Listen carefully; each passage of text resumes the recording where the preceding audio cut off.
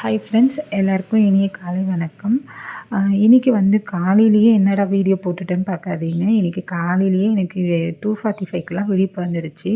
So இன்றைக்கி பூஜை பண்ணலான்னு, அதாவது இன்றைக்கி பண்ணணுன்றது இல்லை, மனசில் ஏதாச்சும் கவலையோ இல்லை பிரச்சனையோ இல்லை கடவுள்கிட்ட பேசணும் அப்படின்னாவே நான் இந்த டைமில் எழுந்து பூஜை பண்ணுறது வழக்கம். ஸோ இன்றைக்கும் அது மாதிரி மனசில் இருக்கிறதெல்லாம் பேசணும் கடவுள்கிட்டன்னு ஒரு 2 நாளாக தோணியிருந்தது.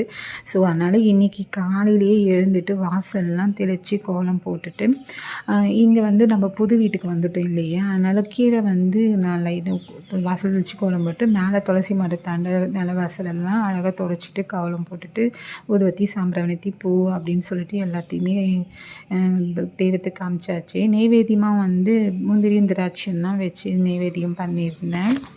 பொதுவாகவே காலையில் பிரம்ம முகூர்த்தத்தில் விளக்கேற்றி பூஜை பண்ணோம்னா நம்ம நினைக்கிற காரியம் வேண்டுதல் எல்லாமே நிறைவேறும்னு சொல்லுவாங்க.